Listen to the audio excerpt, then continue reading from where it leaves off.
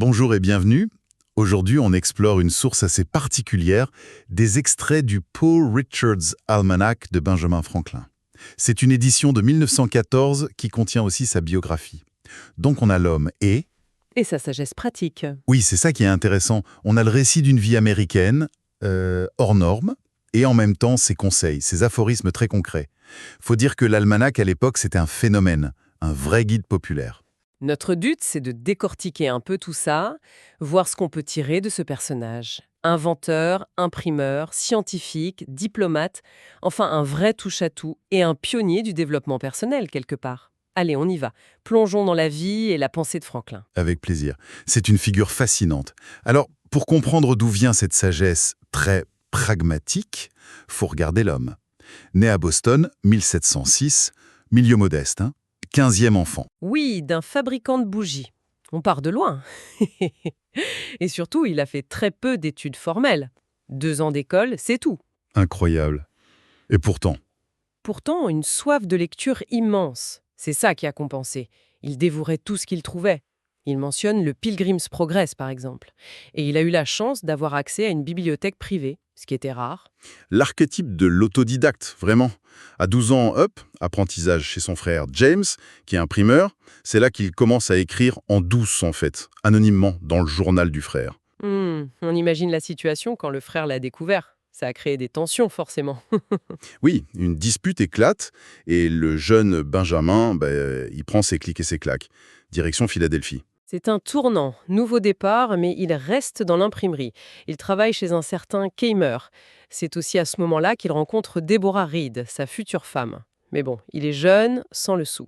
Et puis, il y a cette histoire un peu rocambolesque avec le gouverneur Kiss, Ah oui, qui lui fait miroiter un soutien pour lancer sa propre imprimerie, l'envoie en Angleterre. oui. Et en fait, c'était du vent. Le gouverneur n'avait aucun crédit. Franklin se retrouve coincé à Londres, sans un sou ou presque. Dur. Très dur.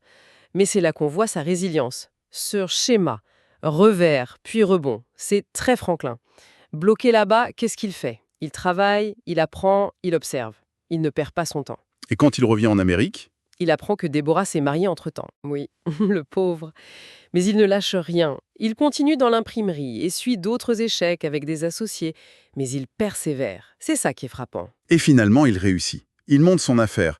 Et le hasard fait bien les choses. Déborah devient veuve. Et il les pose. Voilà. Il démarre simplement, mais il a enfin son indépendance. C'est dans ce contexte, il a 27 ans, qu'il lance le fameux Poor Richard's Almanac. Exactement. Et là, on voit bien comment ses propres galères, ses luttes pour s'en sortir, nourrissent directement le contenu. Les maximes sur le travail, l'économie, la persévérance, c'est pas juste des mots pour lui, c'est du vécu. Et le succès est immédiat, colossal même. Oui, ça lui donne enfin une base solide, financièrement et en termes de notoriété. Et ça lui ouvre d'autres portes. Il commence à s'investir dans la vie de Philadelphie. Tout à fait.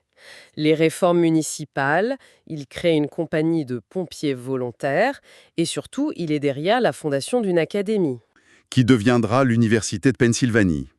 L'éducation, toujours au cœur de ses préoccupations. Et en même temps, cet esprit curieux, il s'intéresse à l'électricité, un domaine tout nouveau à l'époque. C'était les débuts, les premières expériences un peu rudimentaires. Oui, avec ce qu'on appelait la bouteille de LED, un des premiers condensateurs. Il se passionne pour ça. À tel point qu'il prend une décision assez radicale, non? Oui, il vend son imprimerie, qui marchait très bien pourtant. Pour une somme énorme. 90 000 $ de l'époque. Incroyable. Tout ça pour se consacrer à ses recherches scientifiques. On parle souvent de sa prudence, mais là, C'est un pari audacieux. C'est ça qui est fascinant chez lui, ce mélange de prudence pragmatique et d'audace intellectuelle. Et ce pari scientifique, eh bien, il va payer. oui, avec la fameuse expérience du cerf-volant, il prouve que la foudre, c'est un phénomène électrique. Voilà. Malgré les moqueries au début, cette découverte lui vaut une reconnaissance scientifique mondiale. Le parcours est fou. De l'artisan autodidacte au savant célèbre dans le monde entier. Mais l'histoire ne s'arrête pas là, évidemment. Le contexte politique commence à se tendre sérieusement dans les colonies. On approche de la Révolution américaine. Franklin, c'est déjà une personnalité importante. On l'envoie à Londres comme agent des colonies. Oui, pour défendre leurs intérêts. Il va notamment se battre contre le Stamp Act. Ah, cette fameuse taxe sur le papier timbré. qui a mis le feu aux poudres. C'est ça. Et il arrive, par son habileté diplomatique, à obtenir son abrogation en 1766. Un beau succès. Mais la tension reste vive. D'autres lois britanniques, comme celle qui ferme le port de Boston après la Tea Party. Oui, la rupture devient de plus en plus probable. Et Franklin, lui qui a toujours cherché la conciliation, eh bien quand la guerre éclate, il choisit son camp. Sans hésiter. Les patriotes. Il participe même à la rédaction de la Déclaration d'indépendance. Un moment historique. Puis, on lui confie une mission capitale. Aller chercher l'aide de la France. Une mission diplomatique absolument essentielle. Sans l'Alliance française, l'argent, les troupes, l'issue de la guerre aurait sans doute été différente. Et son prestige personnel à jouer, non? Le savant, le sage du Nouveau Monde. Énormément. Sa réputation l'a précédé à la cour de France. Il y passe 9 ans et il réussit à négocier cette alliance vitale. Son retour en Amérique, c'est un triomphe. Il a près de 80 ans, mais il n'arrête pas, hein. Non, il continue de servir, il participe même à la convention qui rédige la Constitution américaine. Il meurt en 1790. Apparemment, il y avait 20 000 personnes à ses funérailles. C'est énorme pour l'époque. Oui, une reconnaissance immense. La source cite sa règle de vie, aller droit devant en faisant ce qui paraît juste, laissant les conséquences à la providence. Ça résume bien le personnage, je trouve. Cette droiture pragmatique. C'est ça. Action, apprentissage, service public, tout est lié chez lui. Bon, après ce parcours de vie assez incroyable, revenons à l'almanach et à cette sagesse qu'il a distillée. Explorons un peu ces fameuses maximes. Oui, c'est pépites. Et pour s'y retrouver, on peut peut-être les classer un peu par thème. Bonne idée. Le premier thème qui saute aux yeux, c'est le travail, l'effort, la frugalité. Sans surprise, oui, c'est vraiment sa marque de fabrique, l'éthique du travail. Le plus connu, c'est sans doute le hashtag 131. Se coucher tôt et se lever tôt rend l'homme sain, riche et sage. On le cite encore. Ah oui, early to bed and early to rise. C'est typique de cette éthique protestante du travail, très forte à l'époque.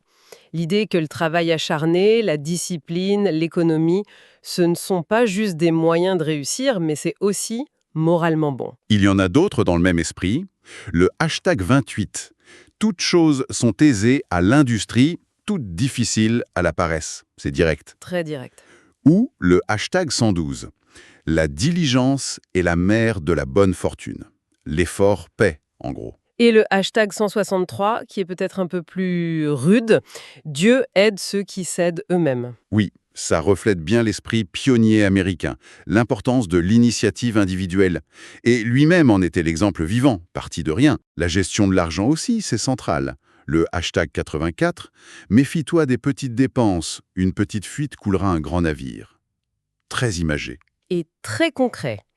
C'est un conseil de prudence financière simple, mais efficace. Ou le hashtag 308, garde ta boutique et ta boutique te gardera. Occupe-toi de tes affaires, quoi. C'est ça. Prends soin de ton travail et il te le rendra. C'est très terre-à-terre. Il insiste aussi beaucoup sur la valeur du temps. Ah oui, le temps c'est de l'argent, comme on dirait presque. Le hashtag 332, le temps perdu ne se retrouve jamais. Ou une autre que vous citiez, aimes-tu la vie, alors ne gaspille pas le temps, car c'est l'étoffe dont la vie est faite. C'est beau, non? C'est très fort comme image, oui. Alors c'est vrai, aujourd'hui, on peut trouver ça un peu focalisé sur le matériel, sur l'argent. Un peu matérialiste peut-être. Mais il faut voir le contexte. Pour Franklin et ses contemporains, l'indépendance économique, c'était souvent la base de la liberté, de la dignité. Et puis, ces conseils de gestion du temps, des ressources, ça reste pertinent même aujourd'hui. Autre grand axe, la sagesse pratique, le bon sens au quotidien. Franklin était un fin observateur de la nature humaine, on dirait. Ah ça oui. Et ces maximes là-dessus sont souvent réalistes, parfois un peu cyniques même, mais toujours dans un but pratique, voir les choses comme elles sont. Comme le hashtag 15. Un bon exemple est le meilleur serment. L'action vaut mieux que les paroles. Exactement. Ou le hashtag 69. Bien faire vaut mieux que bien dire. Ça va dans le même sens. L'action d'abord. Il se méfie aussi des apparences, j'ai l'impression. Le hashtag 21. Un mensonge repose sur une jambe, la vérité sur deux. Jolie formule. La vérité est plus stable, elle tient mieux la route. J'aime bien aussi le hashtag 137, sur l'expérience. L'expérience tient une école chère, mais les sots n'apprendront dans aucune autre. C'est un peu vache, mais Mais c'est lucide. Ça reconnaît que certaines leçons, on ne les apprend que par la pratique, parfois douloureuse. C'est une sorte de psychologie populaire avant l'heure. Il dissèque les comportements sans phare. avec parfois un humour un peu noir, non? Carrément. le fameux hashtag 159. 3 peuvent garder un secret si 2 d'entre eux sont morts. Radical, Mais ça dit bien la difficulté de tenir sa langue. c'est ça. Pragmatisme pur. Il ne se fait aucune illusion. Ou le hashtag 38. Un sac vide ne tient pas debout. Qu'est-ce que ça veut dire ça au juste? Ça peut vouloir dire plusieurs choses. Qu'il faut une base solide, des ressources, qu'elles soient matérielles ou morales, pour tenir face aux épreuves. Il faut avoir quelque chose dans le sac. Ces maximes, c'est un peu une boîte à outils pour comprendre les situations et agir intelligemment. Et enfin, dernier thème important, les relations humaines, le caractère. Comment bien vivre avec les autres et avec soi-même. Oui, Franklin attachait beaucoup d'importance à la vertu.